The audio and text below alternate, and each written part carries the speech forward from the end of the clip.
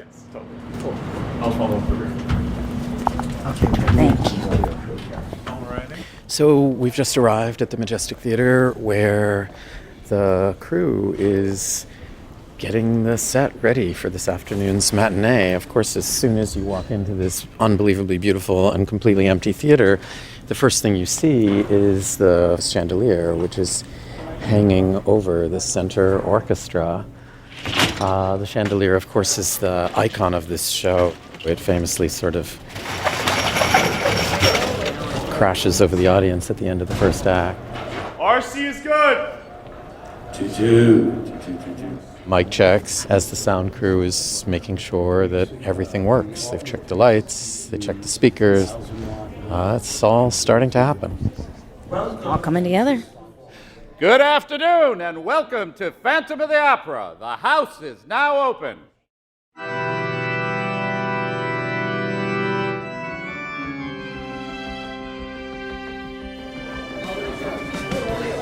Good afternoon, ladies and gentlemen. Step on down. Tickets out. Come on, the next guest. Need help finding your seats? We're in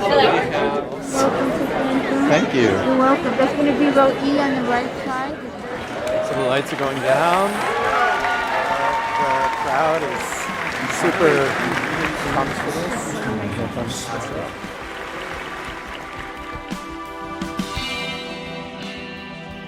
From the New York Times, I'm Michael Barbaro. This is A Daily. In Midtown Manhattan on Sunday, Phantom of the Opera, the longest running show in the history of Broadway, will close its doors after more than 3 decades. Today, the story of the show's meteoric rise, stunning longevity, and bittersweet closing.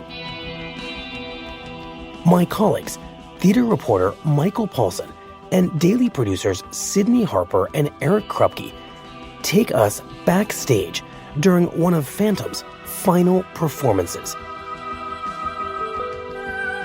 It's Friday, April 14th.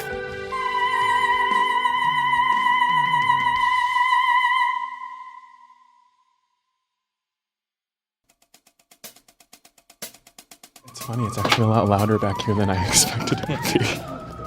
Hi, I'm Greg. This is Greg. Nice to meet you. Nice to meet you. Thank I'm you the so stage much for manager having here, me. of course. Can I just get you saying your name and your title just for the tape? Sure. My name is Greg Lavodi, and I'm the production stage manager. How long have you been here? About 10 and a half years. Wow. You guys must have all of this just like memorized. Like, do you hear it in your sleep? Yeah. I joke a lot that I could do every line in the show, but I could only do it if I was saying every single line, just straight down.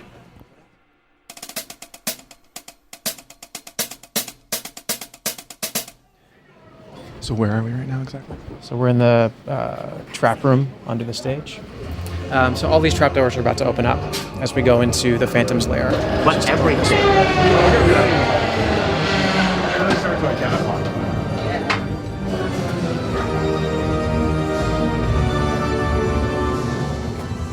And how big is the crew here as compared to like other shows? It takes over 125 human beings backstage to do this show every day. Now that includes cast and orchestra, but it's an unheard of amount of people this day and age. How many shows have you managed? I'd say it's in the high 2000s, almost 3,000 performances. Before this job, my longest job was like 51 weeks. And even the 51-week job is cushy. I think we have this habit in this industry of always looking ahead to what's next, what's next, what's next. Because we're conditioned that our employment is temporary, no matter what. Every show closes. This is the perfect example, right? Something you think it would run forever, and it's going to close.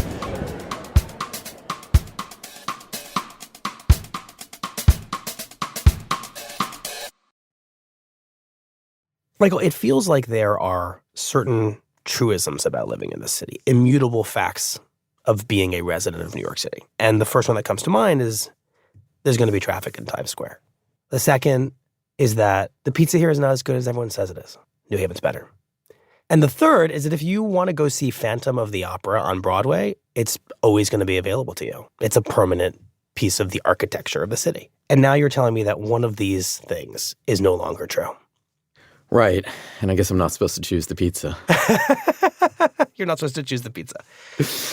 It's a moment that those of us who spend our lives immersed in theater never thought was going to happen. The Phantom of the Opera is closing. It felt like it was a show that was going to last forever. And for all intents and purposes, it has. How many years exactly has Phantom been on Broadway? It hit 35 years in January. Well, I mean, by the time Phantom closes on Sunday, that's going to be the 13,981st performance. It has been seen by 20 million people, and it's made $1.4 billion. I have to admit that while awed by its longevity, I don't know all that much about Phantom the show. And I love musical theater. You know that, Michael. You and I have actually been to shows together. And the thing about Phantom is there was no rush to go see it because it was always going to be there. So I need you to walk me through and help me understand exactly what it is that I've missed and why this show is so integral to musical theater. Let's just start with the show's birth, when it arrives in New York and opens. What does the world of musical theater look like when Phantom comes here? Phantom arrives at sort of an inflection point both for Broadway and for New York City. The 70s were a really rough decade. A lot of people were moving out of the city. There was quite a bit of crime, particularly in Times Square, which of course is where Broadway is located. Where we're located. And where we are located. And the art form of musical theater was facing a kind of existential crisis. The number of theaters is going down. The number of shows being produced is low. The neighborhood in which Broadway is located is troubled. New York itself is troubled. And the future is unclear. But at the same time, these musicals from England start to arrive. There's something that is sometimes called the British invasion. And what are those shows? Well, in 1979 comes Evita. And wait, we're going to fly right by Evita without, like, even a ballad?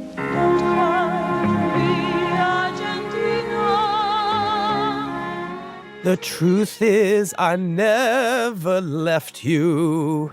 I mean, look, I skipped Joseph, in which I know you played a part in your childhood.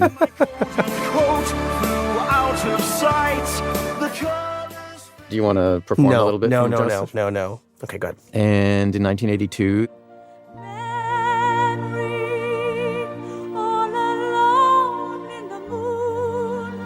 there's Cats.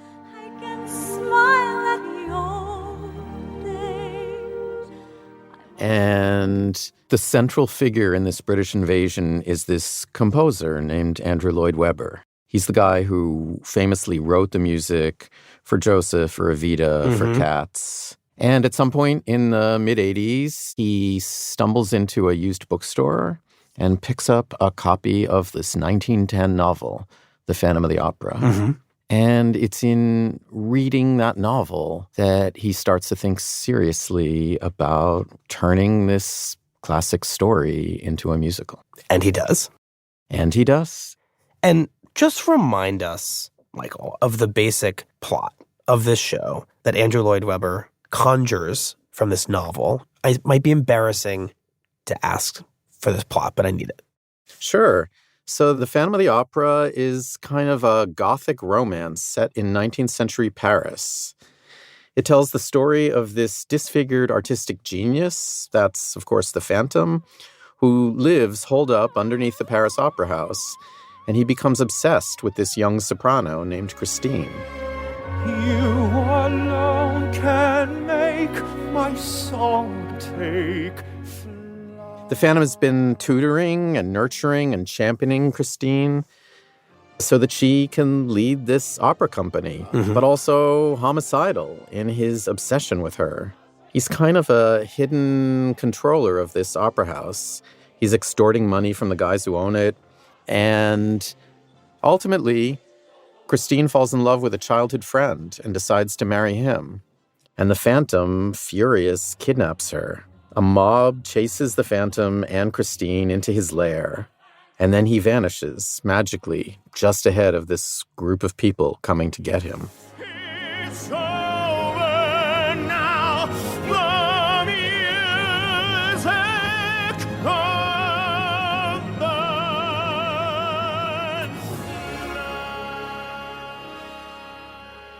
he vanishes with this magical stage effect, leaving behind just the iconic mask. So that's the basic plot. The musical opens in London in 1986, and then 2 years later, it arrives here in New York on Broadway, 1988. And it's been here ever since. And what is the critical response to this show when it opens in New York? Well, you're laughing. I'm laughing. I mean, I've gone back a few times to read the review in the New York Times by Frank Rich, who was then the theater critic for the paper and sometimes known as the Butcher of Broadway. Right. He writes, "It may be possible to have a terrible time at the Phantom of the Opera, but you'll have to work at it." Backhanded compliment. Indeed. The review is, I would say, kind of contemptuous of its elements. But it acknowledges that it's effective. And what did audiences make of it? Audiences loved it before the first performance. There were lines overnight outside the theater to buy tickets. There is something about the show that has enraptured audiences and did so from the beginning. Help me understand that. I mean, I wonder if there's a moment or a song that captures what it is that has people camped out waiting for tickets and falling in love with this show in a way that our colleague Frank Rich did not.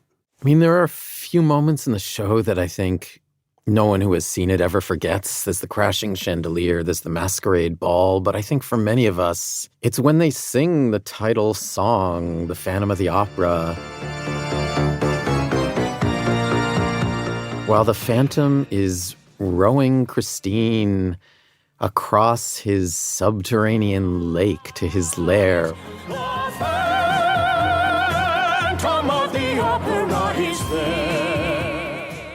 And it's like misty and magical. Christine, she hits this high E that feels like it could shatter a mirror. As all of this is becoming a cultural phenomenon in that opening year, just how big a hit does Phantom become? Look, it's huge. Everyone who has seen this musical comes away enchanted. Andrew Lloyd Webber is on the cover of Time magazine. Wow. The show is selling out. There's no question, Phantom of the Opera is the entertainment event of the year. And a few months after opening... Welcome to the 1988 Tony Awards. It completely dominates at the Tony Awards, which are the biggest annual awards for Broadway. And the winner is The Phantom of the Opera. It wins 7, including the biggest one, which is for Best New Musical. So more or less a clean sweep. Definitely. It's not only selling out in New York, but it's now touring the United States. And the show itself is so big and so spectacular that theaters have to expand their buildings to accommodate it. It is breathing new life into the touring industry. And of course, in New York, it's kind of a bridge between a Broadway that was an existential crisis for the art form and the industry to an era when musical theater is once again popular. Look, Broadway is an incredibly failure-prone industry. Almost 75% of shows flame out. Like, musicals are lucky to run 3 to 5 years, and 35 years is completely unheard of. So I've been thinking a lot over the last few months about Phantom's longevity. And one way of thinking about that is to talk to the people involved with the show. And so when the Daily's producers and I went to spend a day backstage, we visited with so many members of the company, cast and crew, and just asked them what it has meant to spend so much of their lives working on this single piece of art and how they're feeling now that it's coming to an end. All right, you ready? I'm ready. Tell me your name. Marie Johnson. Marie Johnson, and what do you do at Phantom of the Opera? I do Madame Giry. I play Madame Giry. So one thing that really interested me about you is early in your career you were Christine, the ingenue student. Now you are Madame Giry, who is Christine's teacher, instructor, patron. Yeah. What is it like? The whole age of the show has carried through your life. Yeah, I mean, it's what art replicating life in a way, because I was green when I was cast as Christine. I was a young performer. It was my second show. So it wasn't hard to do in that sense, tapping into who she was. And now same life has moved on, and I know a lot more, and I sort of try to bring that history now to Madame Giry, a little darker side, a little wiser.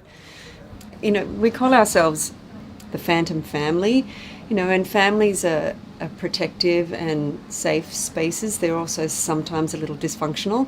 So it's truly that.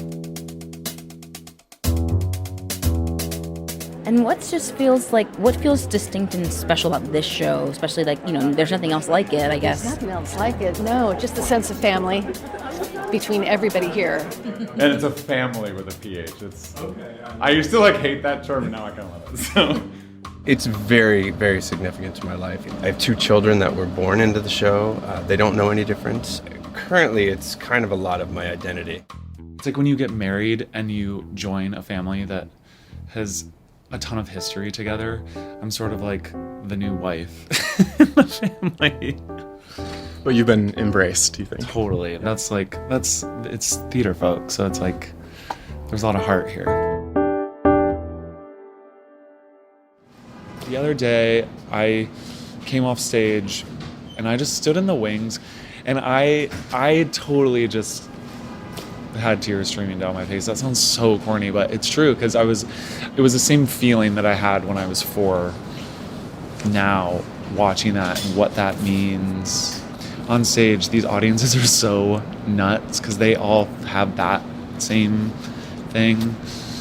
And I have it too, because I'm a theater nerd at the end of the day. And a Phantom nerd.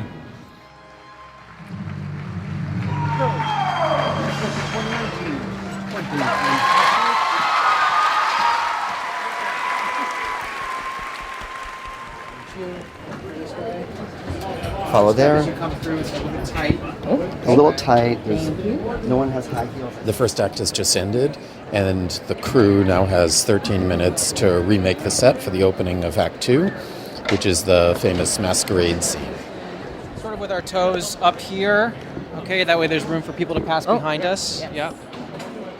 As the production stage manager, luckily the 13 minutes of intermission are my closest thing to a break that I ever get in the show.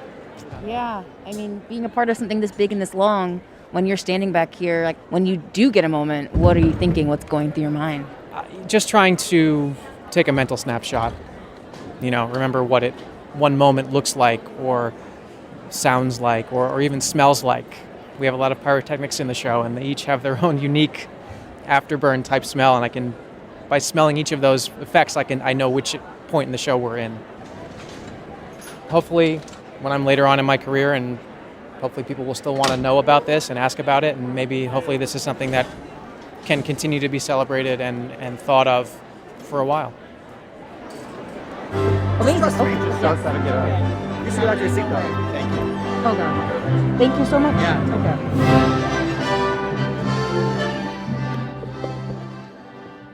We'll be right back.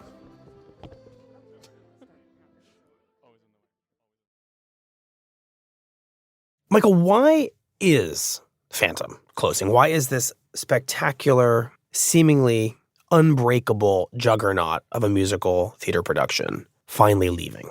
Look, I mean, the bottom line is that everything runs its course, and Phantom was not exempt from the laws of gravity. It just took longer.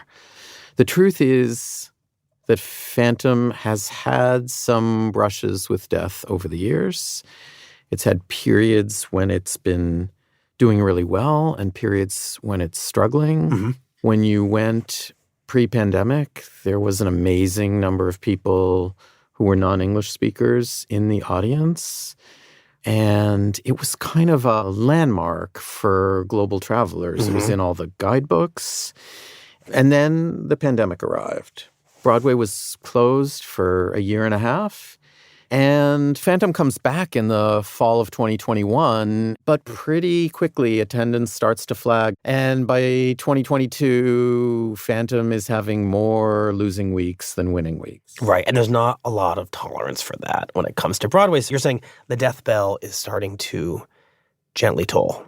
It's bad, and Phantom has some unique vulnerabilities. I mean, first of all, Phantom is a big show. It has a lot of performers, it has a lot of musicians, and it has a very big and elaborate set, but it's also really expensive. And we're living in an inflationary environment. Costs are rising, and producers decide they need to move on.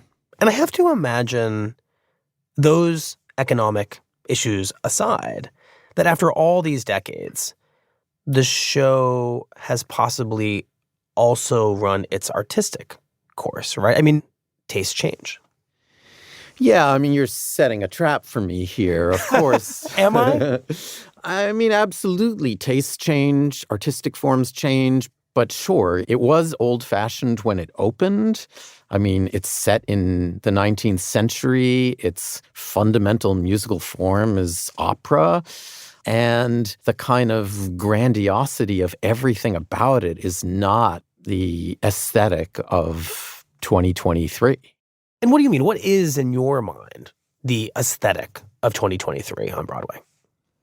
Sure, I've been thinking a lot about this question. I mean, I think in many ways, Broadway now is sort of bifurcated between two kind of competing forms of performance. Where do you want to begin? From the top. Places! One is this giant branded show. This begins with adaptations of movies. Right. And now we think more about jukebox musicals, which are musicals that are adapted from the song catalogs of pop stars. And 5, 6, 7, come on! So I'm thinking about MJ, which is about Michael Jackson. So please put your hands together for a Ritz debut. And Tina, which is about Tina Turner. And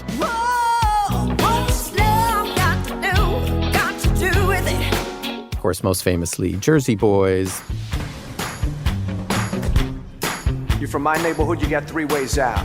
You could join the army, you could get mobbed up, or you could become a star. There are a ton of musicals arriving on Broadway kind of pre-branded with very familiar stories or stars or songs. Right. This is a newer variety of show designed to be commercially successful, not considered the great craftsmanship of Broadway. Yeah, some of them are super fun. Some of them are good. A lot of the performances are excellent.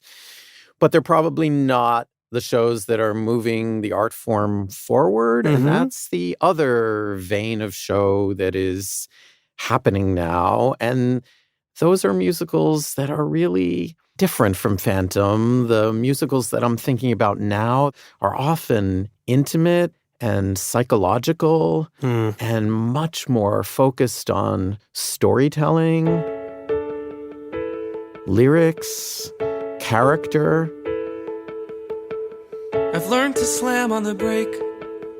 Thinking about shows like Dear Evan Hansen. Who's crazy?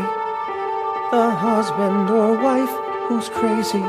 Next to Normal. Your short hair and your dungarees and your lace-up boots and your keys. Fun Home. These are shows that are much smaller in scale than Phantom. They are naturalistic. They are grappling with contemporary issues. They are prioritizing storytelling over stagecraft. Right. And the content is harder. I mean, Fun Home, I saw it. That's a show about a young lesbian artist revisiting her childhood and the death of her closeted father. I mean, that is not Phantom of the Opera. No, Phantom has its own darkness, but its darkness is mythic, and the darkness of these shows is much more familiar. It's the darkness of our neighbors. Mm-hmm. You know, look to the show that won the Tony most recently. It's called A Strange Loop. Mm-hmm. I am the story's writer. And it couldn't be more different than the Phantom of the Opera. When I am nothing more than an angsty gay black man. It's about a young, aspiring musical theater artist who is grappling with a sense that me while I stand apart. He just doesn't fit into the worlds he wants to be part of. Broadway, gay culture in New York, his own family. Yeah, look, it's raw, it's painful, it's moving, it's provocative, challenging in all kinds of contemporary ways that tell us a little bit about how the art form and how Broadway have changed in the decades since Phantom arrived. Well, stay with that. I mean, what does a journey that takes you from a Tony Award for Phantom in 1988 to a Tony Award for A Strange Loop last year, what does that tell us about the evolution of musical theater and about we, the consumer of musical theater, and what we now demand from the art form? I think part of what is being celebrated on Broadway and in theater today is people's ability to see themselves represented on stage. These stories are not the kind of mythic fables of Phantom. They are the stories of our contemporaries wrestling with the challenges of modern life. And that's undeniably a very healthy evolution, because this is a Broadway, this is a musical theater that better reflects modern reality and its complexities. And yet, this evolution means that the show that the critics love and that the industry crowns as the best is probably not going to have the same appeal as a show like Phantom. Shows like Fun Home, A Strange Loop, their appeal is narrower. So does Phantom closing bring us to a moment in musical theater where the idea of a universally accessible hit with the craftsmanship of prestige theater is perhaps a little bit in danger? I mean, of course, all of us have been talking for some years about the atomization of taste, right? And when you think about film or television or pop music or theater, there is no longer a kind of consensus about what we all like. What we all like. We don't all like anything anymore. You know, every show aspires to be universal, and both Fun Home and A Strange Loop and everything else talks about the universality of its themes, even if its characters are really specific. But the marketplace is telling you that there's something about your premise that is correct, because Phantom has made $6 billion globally, and A Strange Loop, you know, closed at a loss on Broadway. Right, despite winning the Tony. Despite winning the Tony and the Pulitzer and kind of universal critical acclaim. So this is leaving a hole on Broadway, literally, figuratively, aesthetically. And what do we think is going to fill it? Yeah, like the Majestic Theater, this grand, fantastic building, one of only 41 theaters on Broadway, has been locked up by Phantom. And something new is going to go in there. And in a way, that's like a symbol for where we are on Broadway. Like, we don't get to know what's ahead. How do you think musical theater has changed? There's a broader palette to choose from. You know, it was so striking when we were backstage talking to cast and crew. I expected to encounter a lot of tears, and we were getting newer audience, different audiences, a more diverse audience. It's sad it's closing, but it will make way. It'll pave the way for new creative input to this story. And I think that's a great thing. People were really not bereft. They were kind of sanguine. They were reflective. I hope these spectacle shows stay. And that's what Broadway is. Broadway is big. It's, it's size. It's important to be able to experience something like that on a big scale. I think, of course, they're sad that this show that they love and that has sustained them for so long is coming to an end. But they also love the theater, and they recognize that as Phantom closes, it creates both literal and metaphorical space for another work of art to come in. And that's what everyone looks forward to. Right. As one Phantom closes, another Broadway door opens. As one Phantom closes, another door opens. Yeah. I think Broadway is ever evolving, and what we opened in 1988 has had its time. It's time for there to be new things. So, yes, there's loss, but what's to be gained?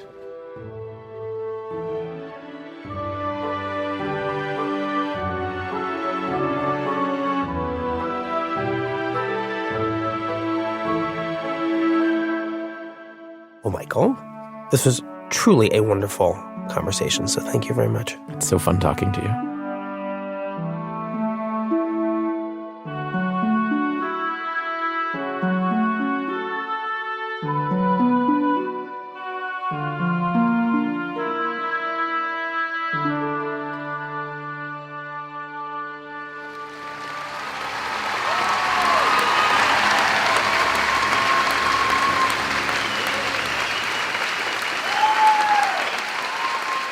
We'll be right back.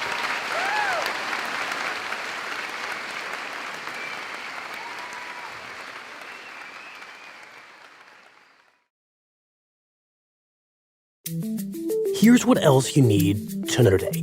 Today, the Justice Department arrested Jack Douglas Teixeira in connection with an investigation into alleged unauthorized removal, retention, and transmission of classified national defense information. On Thursday afternoon, Attorney General Merrick Garland announced the arrest of a suspect in the embarrassing leak of hundreds of pages of classified military intelligence over the past few months. FBI agents took Teixeira into custody earlier this afternoon without incident. The suspect, Jack Teixeira, works in the intelligence unit of the Massachusetts National Guard and led an online group where many of the secret documents were first shared. Their disclosure has upset America's allies and exposed the weakness of the Ukrainian army as it defends itself against Russia. Teixeira is expected to face charges under the Espionage Act, which makes it a crime to distribute documents related to national defense that could be used to harm the United States or help its enemies. Today's episode was produced by Sydney Harper and Eric Krupke, with help from Nina Feldman and Claire Tennisketter. It was edited by Lexi Diao, with help from Michael Benoit. Contains original music by Alicia Baitub, Dan Powell, Corey Schreppel, Marian Lozano, and Diane Wong, and was engineered by Chris Wood. Our theme music is by Jim Brunberg and Ben Landsberg of Wonderly. Special thanks to Andrew Lloyd Webber.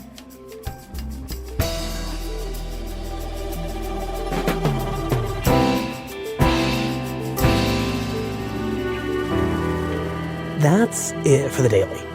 I'm Michael Barbaro. See you on Monday.